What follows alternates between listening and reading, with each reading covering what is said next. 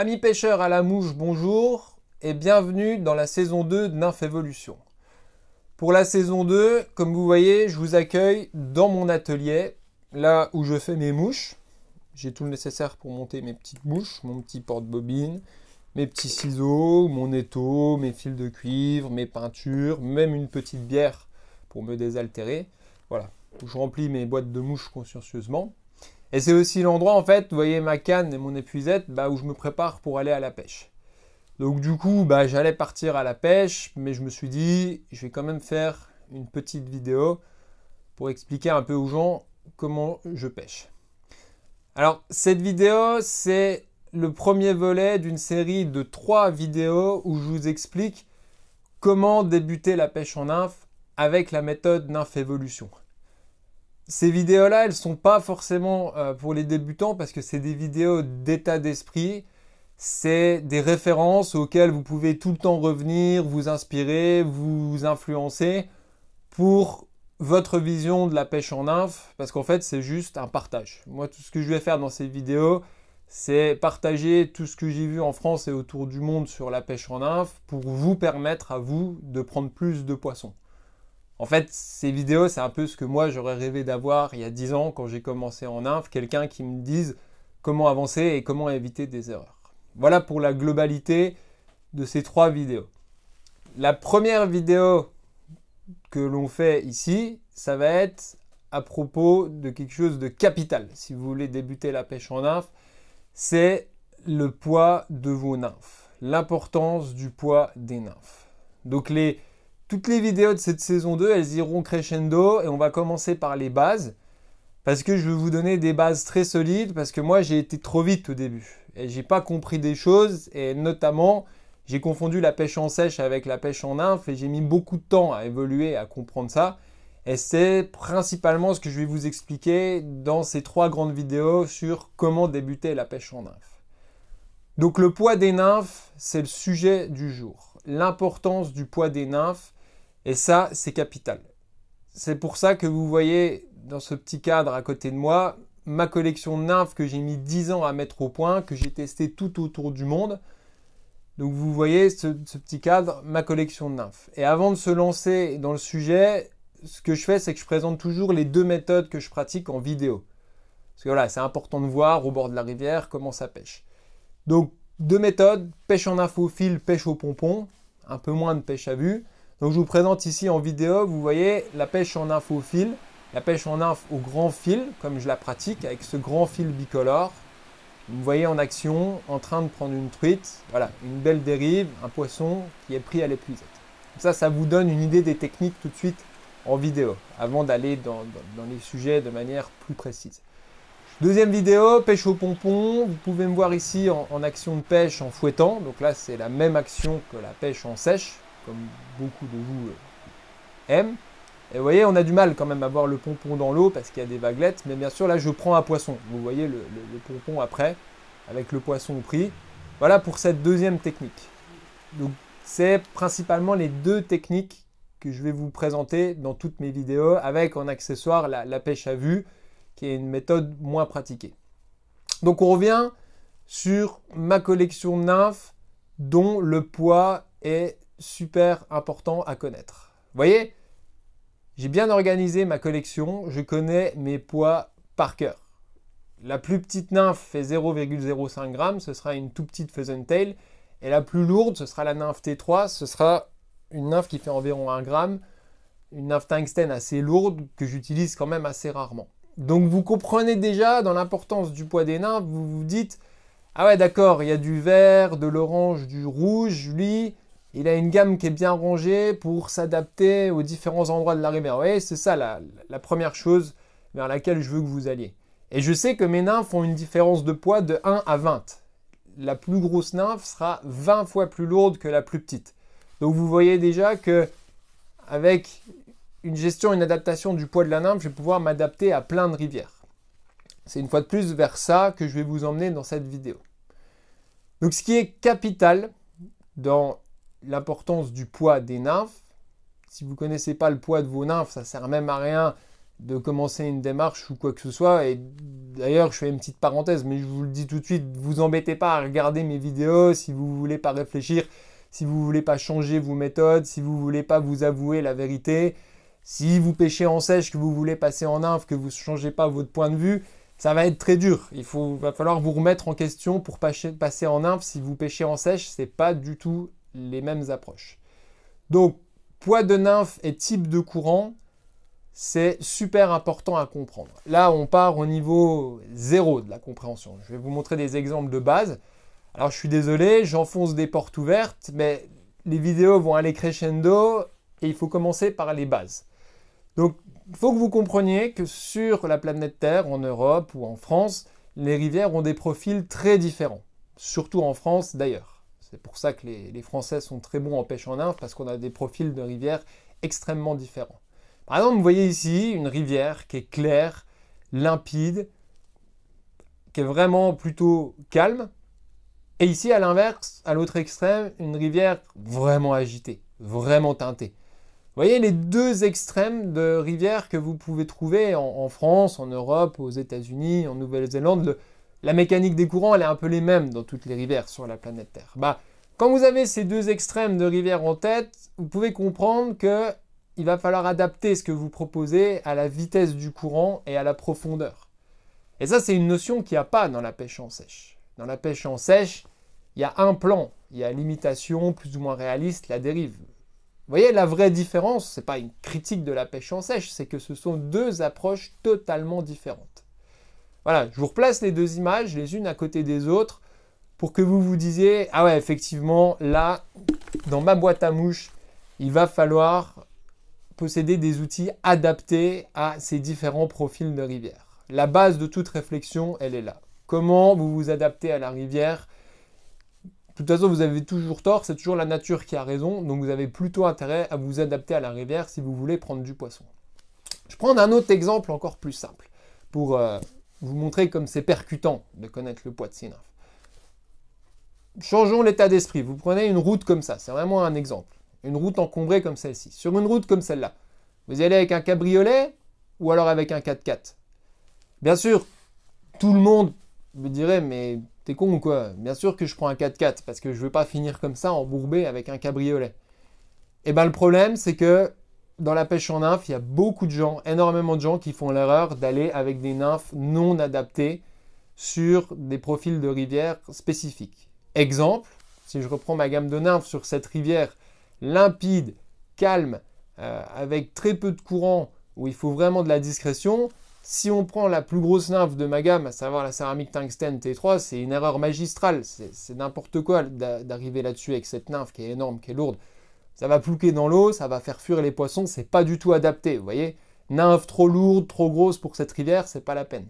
À l'inverse, si vous arrivez sur cette rivière avec une toute petite Pheasant-tail, la plus petite de la gamme, une petite PT1 qui est discrète, qui coule plus lentement, qui aura une plus petite taille, là vous êtes plus en adéquation avec le profil de la rivière. Vous voyez toujours cet état d'esprit vers lequel je veux vous emmener.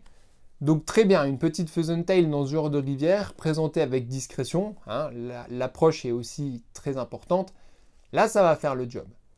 A l'inverse, si on retourne sur cette fameuse rivière extrême, très agitée, très teintée, et que vous êtes avec votre petite Pheasant-tail, la même que le profil d'avant qui est totalement différent, c'est vraiment nul. Il n'y a aucune réflexion dans ça, parce que vous allez arriver avec une nymphe très petite, très légère, dans une rivière avec un courant très agité où ça tire. Donc ça, c'est pareil, c'est une grosse erreur. Vous voyez, je prends des exemples extrêmes pour vous faire comprendre, mais c'est que le début, hein. Après, on va vraiment aller loin dans les détails, donc accrochez-vous dans la compréhension. Par contre, cette fois, sur cette rivière très agitée, là, une céramique tungstène assez lourde va pouvoir faire le job et emmener votre nymphe, peut-être en sauteuse, une ou deux nymphes, dans les courants. Vous voyez, là, on se sent plus en adéquation. Le courant est rapide, il est profond, l'eau est teintée. Il faut des nymphes visibles et lourdes. Vous voyez comme il faut savoir jongler entre tout ce que la nature vous propose.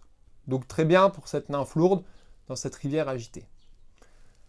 Donc on revient sur ma gamme de 12 nymphes avec à chaque fois un modèle décliné en 3 poids. Et pour vous donner encore un autre exemple sur l'état d'esprit, je peux vous dire ce qu'il ne faut pas faire. Moi, je suis loin d'avoir la prétention d'être un bon pêcheur, ce que vous voulez. Par contre, j'ai pu observer beaucoup de compétiteurs, beaucoup de bons pêcheurs, et je peux être un passeur pour vous. Je peux vous donner les bons exemples de tout ce que j'ai vu.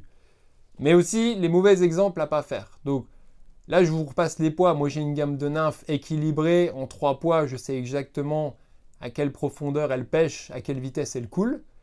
Et en plus, moi, je vous propose le poids de chaque nymphe sur mon site. Donc vous voyez, vous cliquez sur chaque fiche technique, hop, vous avez le poids qui apparaît ici. Comme ça, il n'y a pas de problème.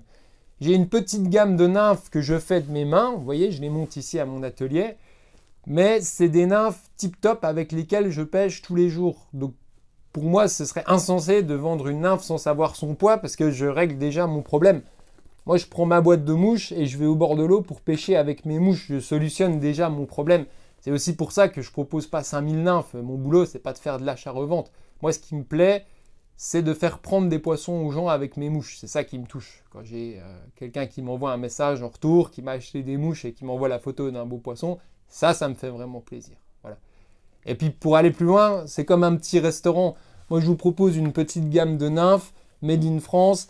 C'est des produits frais, très solides. Ce n'est pas des choses qui sont stockées dans des entrepôts, des chinoiseries qui vieillissent. C'est des choses que j'ai entre les mains avec lesquelles je vais pêcher tous les jours. Voilà à peu près ce que je vous propose. Et donc pourquoi je suis le seul à vous proposer le poids des nymphes alors que la plupart des gens sur Internet vous vendent 6000 nymphes qui sont très belles. Mais ça, c'est comme de la pêche en sèche. Vous vous arrêtez à l'esthétique de la mouche et vous n'allez pas plus loin. Et je pense que c'est une grosse erreur. Voilà pour le poids de la mouche. Donc ce qu'il ne faut pas faire, c'est justement sortir de cette collection équilibrée que je vous propose et faire la mauvaise méthode que la plupart des gens font. Alors là, je suis désolé parce que j'assume ce que je dis, mais ça va faire mal à beaucoup de gens parce que vous allez vous rendre compte que votre boîte de nymphes, elle ressemble à ça. Donc esthétiquement, c'est assez joli, des nymphes en lièvre et compagnie. Sauf qu'en réalité, au bord de l'eau, pour s'adapter à la rivière, c'est un vrai bordel. C'est un bordel sans nom, avec des poids dans tous les sens qui veulent rien dire. Et là, c'est sûr que quand vous partez avec une boîte comme ça, vous ne pouvez même pas faire un embryon de méthode, en fait. Vous allez tuer la méthode dans l'œuf, et ce que vous allez faire, c'est que vous allez stagner et jamais évoluer. Et ça, malheureusement, ça arrive à beaucoup de pêcheurs en nymphes. Et pas de chance, parce qu'en France, il y a quand même de moins en moins de gobage, de plus en plus de gens qui veulent pêcher en nymphes pour prendre du poisson. Et c'est justement en France que les techniques sont les plus affinées. Alors, tout le discours que je tiens ici, avec une boîte avec des poids complètement anarchiques, serait peut-être pas valable aux États-Unis ou en Suède ou j'en sais rien, en Islande ou dans des pays sauvages, puisqu'il y a encore beaucoup d'insectes et des poissons faciles. Par contre, en France, je vous garantis vraiment de soigner le poids de vos nymphes, soigner vos dérives, soigner vos approches si vous voulez vraiment prendre du poisson. Donc, si vous allez au bord de l'eau avec une boîte remplie de chinoiseries, vous ne savez même pas si c'est lesté avec du laiton, du tungstène, si c'est lesté ou pas lesté, et que vous vous arrêtez à l'esthétique des nymphes, c'est foutu. Vous allez faire comme de la pêche en sèche. Oh, la nymphe, elle est belle, elle est brune, elle ressemble à ça. Oui, mais est-ce qu'elle dérive au bon endroit? Pas forcément. C'est pour ça que moi, je vais totalement à l'inverse de ça et je vais vous proposer une méthode logique, répétitive, adaptable. Et en plus, pour ma part, je l'ai validée dans plus de 10 pays. Donc, à la limite, moi, je partage avec vous. Je résous déjà mon problème, en fait. Ce que je vous propose, voilà, moi, tout à l'heure, je finis ma vidéo, je me barre au bord de l'eau avec mes céramiques tungstène, mes Fusion-tail que j'ai mis au point et je vais prendre du poisson. Ce qui m'intéresse, moi, c'est de partager avec vous pour vous éviter des années d'errance, de perte, de galère, pour finalement comprendre que, ah oui, je ne sais pas le poids de mes nymphes, faut que je reprenne tout à zéro. Donc la méthode que je vous propose, c'est en fait, avec ma gamme de nymphes, moi je peux savoir exactement partout où elles pêchent, tellement je les connais. Vous voyez, par exemple, là je peux vous dire, petite nymphe Fusion-tail PT1. Hop, c'est léger, ça peut pêcher à vue ou dans des eaux très claires, comme par exemple cette rivière. Ah, la PT2, là on monte en poids, donc on est sur une bille tungstène 2,5. La PT2, elle va bien pêcher sous un pompon, dans des rivières avec des frisleys comme celle-là. Je monte en gamme, la PT3, là on est bille de 3 en tungstène. Ça commence à être un peu plus dur à fouetter, Mais moi, la PT3, j'aime bien l'utiliser sous un gros pompon dans les rapides, ou comme dans cette rivière très agitée, en sauteuse, au-dessus d'une nymphe céramique. Vous verrez, dans toutes les vidéos, je pêche quasiment tout le temps à 2 nymphes. Donc ça, c'est un choix. Et si je continue dans ma collection, mais je la connais sur le bout des doigts, je les touche tous les jours, ces nymphes, ça fait 10 ans que je les pratique. Et effectivement, j'ai relevé un défi il y a 10 ans en me disant, tiens, avec cette gamme de 12 nymphes, est-ce que je peux pêcher partout autour du monde? Et maintenant, je l'ai plus que validé. Donc vous voyez, PT4, hop, grosse truite en bordure qui se balade dans peu d'eau. Moi, j'aime bien les petites orange spots sur les poissons actifs, en fait, qui cherchent, qui se nourrissent. Hop, une orange spot, ça se voit de loin et ça déclenche l'attaque. Elles sont pas trop mal, les PT4, pour ça. Les PT5, on est sur une bille orange 2,5. C'est une nymphe un peu plus lourde, qui pêche bien sous des pompons ou au fil dans les eaux un peu teintées, comme ça. Vous voyez, les rivières un peu teintées, comme on a parfois sur l'Isère, ou quand les rivières prennent un coup d'eau, l'orange, ça se voit pas mal. PT3 en monte en taille, ça c'est une pheasant tail assez lourde, qui marche bien sur les poissons, disons, faciles, dans les eaux teintées. C'est une grosse bouchée avec un orange spot. Par exemple, là, en Écosse, sur une rivière très agitée, où il y a des ombres qui sont assez faciles, mais ce qui est important, c'est qu'il faut qu'ils voient la nymphe. Vous voyez, ma collection, je la connais de A à Z. La C1, la petite céramique, donc sans tungstène, C1, ça c'est une tueuse en nymphe à vue. Vous voyez, là, une photo d'une rivière en Slovénie. Pour pêcher à vue, la petite céramique C1, ça fait une toute petite bouchée qui descend proche du fond, c'est parfait pour ça. La C2 aussi, mortelle en pêche à vue dans les gros courants profonds. Mais la C2, ça va être aussi une nymphe de pointe intéressante parce qu'elle est lourde, compacte et petite. Donc dans les rivières claires, avec peu de fond, ça peut être pas mal. Et je monte encore en gamme. Ma C3 qui est quand même plus conséquente sur un hameçon 14 avec du plomb en 0,8 ou même 1 mm. Là, on est déjà sur la céramique assez lourde qui va vraiment pêcher à vue dans les gros profonds. Mais c'est aussi une excellente nymphe de pointe pour emmener, vous voyez, une petite pheasant tail comme ça dans les courants. Donc je peux, tellement j'ai pêché ma collection dans tellement d'endroits, tellement je me suis concentré sur le poids des nymphes, vous pouvez me prendre sur n'importe quelle mouche et vous dire, d'ailleurs j'ai pris les photos qui vont avec, voilà, céramique tungstène T1, alors là c'est la nymphe que je pêche le plus de partout où j'ai pêché autour du monde, c'est vraiment, voilà, vous voyez ici, hop, la petite T1, T2, ça c'est vraiment la nymphe avec le poids parfait pour pêcher au fil dans le plus de conditions. Donc ici, rivière pareil, agité, petit courant nymphe au fil, T1. T2, si le courant s'accélère, monte en profondeur, monte en vitesse, je passe sur ma T2. Et puis finalement la T3 pour les très gros bouillons. Là on voit par exemple une rivière de Laponie avec des grosses ombres, rivière très agitée. Là il va falloir utiliser la T3. Franchement la T3 c'est une nymphe qui est proche de 1 gramme. En France je l'utilise rarement. Moi ce que j'utilise en nymphe de pointe en France, ça va être la petite C3, après la T1 et la T2. Et avec ça je joue avec mes pheasant tail au-dessus. Voilà, on verra ça plus tard dans d'autres vidéos, mais ça vous donne une idée. Alors, maintenant que je vous ai posé des bonnes bases, vous avez compris, vous vous êtes dit, le mec, il doit avoir raison quand même. Il faudrait prendre conscience du poids de ces nymphes pour pouvoir dresser des méthodes en nymphes. Si déjà vous avez compris ça, voilà, moi ça m'a pris 2 ans à comprendre ça. Si en 5 minutes vous avez compris ça, franchement, vous êtes un gros malin. Maintenant, il faut que vous compreniez vraiment le concept de nymphe étalon. Un étalon, c'est une valeur de référence en fait.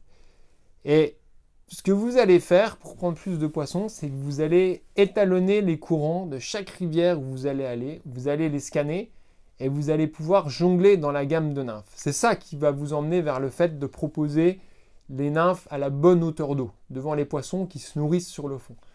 Je ne vais pas réenfoncer une porte ouverte parce que je fais que ça, mais n'oubliez pas que les truites et les ombres passent 90% de leur temps à se nourrir sous l'eau.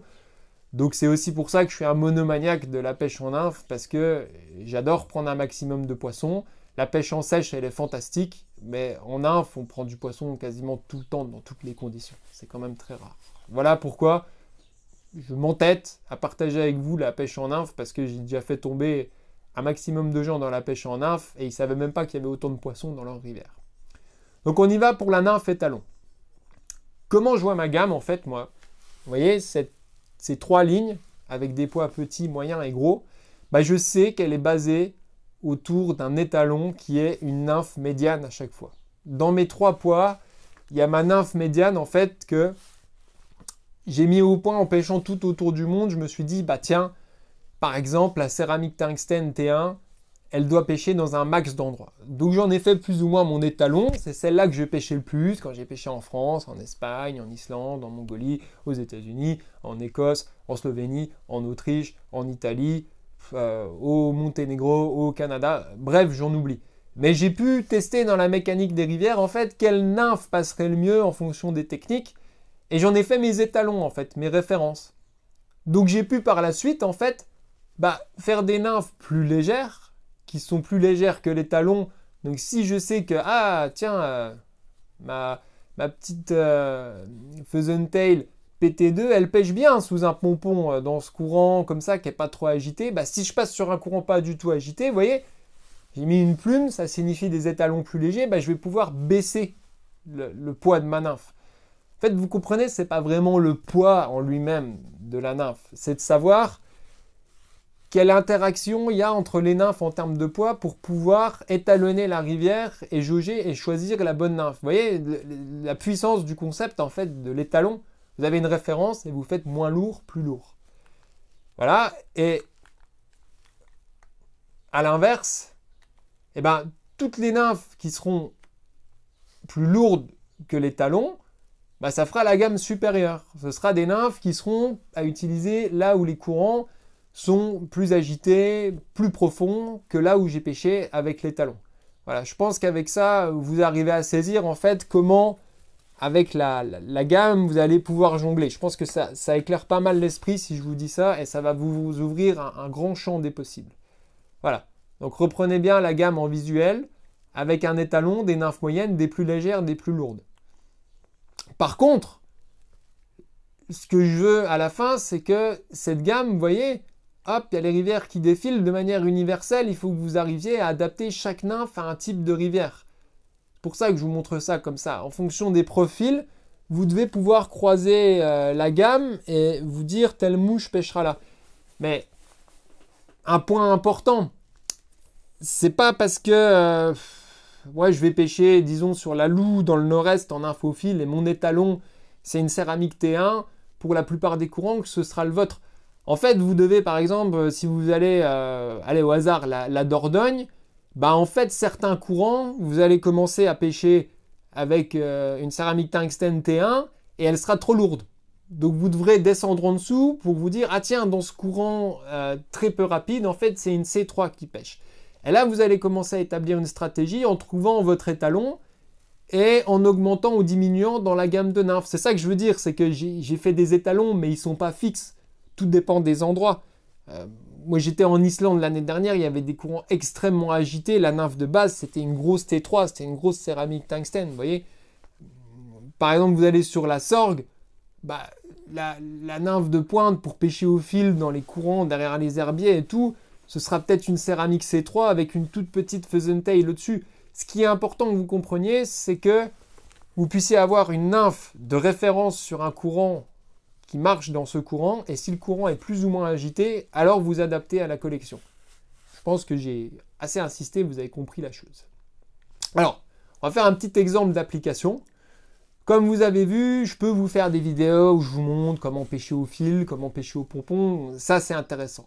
Il y en a d'autres, si vous regardez en arrière, il y en aura d'autres. Mais vraiment, pour vous épargner des pertes de temps et pour vous faire évoluer plus vite, le mieux, c'est quand même, comme je vous propose, des éléments théoriques très bien détaillés. Donc, on va sur des exemples d'applications avec beaucoup de détails pour vous faire comprendre toutes les subtilités. C'est ça que je préfère vraiment faire parce que ça va vous apporter beaucoup. Donc, exemple d'application. Pêche en infophile sur une rivière, j'ai pris au hasard aux États-Unis. Ça, c'est la rivière, la South Platte. J'ai pris ça parce que honnêtement, les courants sont bien dessinés et c'est assez facile d'approche. Donc, moi, quand je vois ce type de courant, je sais déjà à l'avance, parce que j'ai beaucoup pratiqué ma gamme de nymphes, et c'est vous aussi, si vous la pratiquez, vous y arriverez, qu'il me faut une nymphe céramique tungstène T2 sur du 14 centièmes. Parce que le courant, il est à peu près je vais dire à 1m30, 1m40 de profondeur, parce qu'il est rapide le courant, et parce qu'il y a des arcs-en-ciel qui se battent beaucoup, il faut du 14 centièmes. Et parce que j'ai pratiqué ma gamme, moi je sais que ça se passe comme ça. Donc dans mon étalon, boum, je sais que c'est ça. Vous voyez, j'ai beaucoup d'avance sur vous, parce que ça fait 10 ans que je la pratique ma gamme. Mais vous, à terme, vous pouvez assez vite aussi vous rendre compte de ça. Donc application. Moi je connais mon étalon, j'arrive là, hop, je sors mon indicateur bicolore, nymphe au fil, crac, boum, j'ai fait un poisson. Et là, c'est fantastique parce que je sais que la nymphe était bien en dérive, parce que moi, pour ma part, je connais ma gamme. Mais si vous débutez et vous voulez aussi évoluer en nymphe, vous allez devoir pratiquer les étalons. Et vous, ça va peut-être vous prendre du temps au début de vous rendre compte que c'est ça l'étalon sur ce type de courant. Mais une fois que vous avez pris la nymphe qui est dans la bonne dérive, près du fond, même si vous n'avez pas pris un poisson, c'est pas grave. Si vous sentez que c'est en pêche, bah hop, vous avez capté l'étalon et vous allez pouvoir faire plus ou moins fort. Vous voyez? Et après, ça se débloque. Moi, j'ai pris un poisson sur le type de courant d'avant. Un courant qui est moins agité que ça.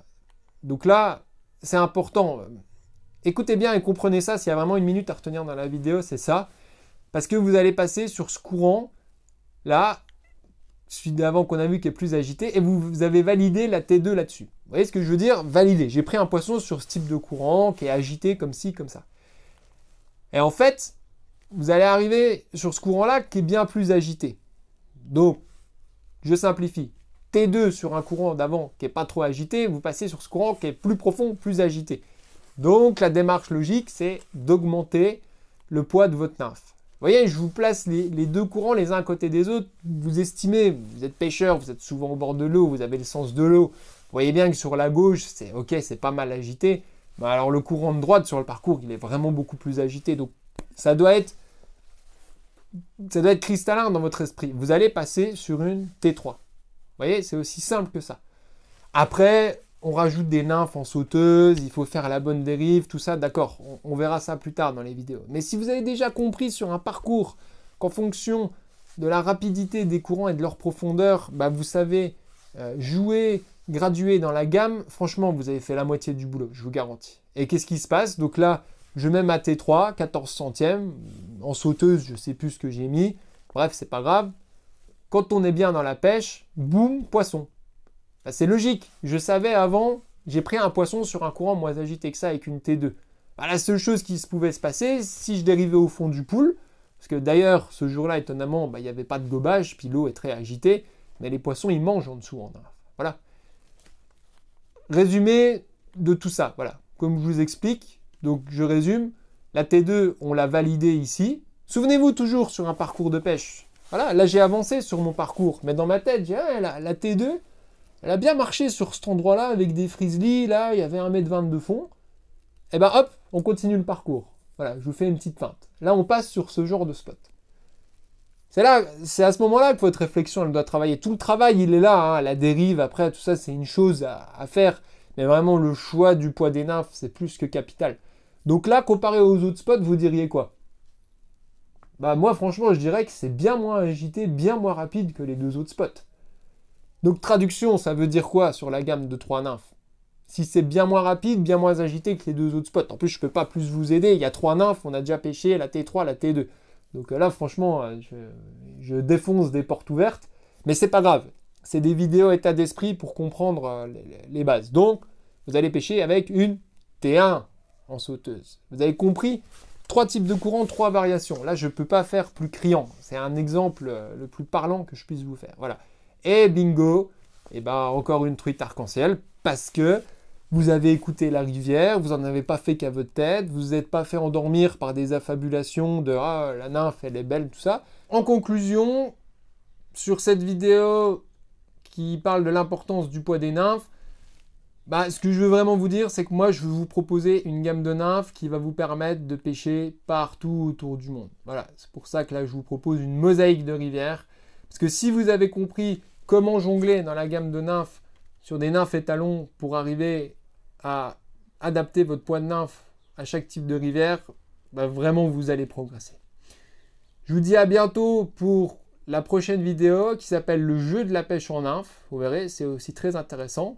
Et il y aura une 3e vidéo qui s'appelle la 3e dimension de la pêche en nymphe. Donc c'est un volet de 3 vidéos. Et ne manquez aucune des 3 vidéos, elles sont un peu liées entre elles, c'est des vidéos état d'esprit. Et pour finir, comme je vous dis à chaque fois, moi ce que je vous propose, c'est de la théorie, c'est du blabla, c'est de l'état d'esprit, c'est des choses vraiment théoriques. Je vous demande de déconnecter tout ça, vos ordinateurs, vos smartphones et compagnie. Prenez toute cette théorie que je vous donne avec plaisir, mais allez à la rivière. Par pitié, le plus important, c'est d'essayer. Prenez votre boîte à mouches, allez à la rivière, pratiquez et déconnectez. C'est pas bon d'être tout le temps branché à cette technologie. C'est pour ça qu'on aime la pêche à la mouche, c'est pour se déconnecter. Donc déconnectez-vous bien, partez à la pêche et je vous souhaite d'avance bonne pêche et à bientôt pour une prochaine vidéo.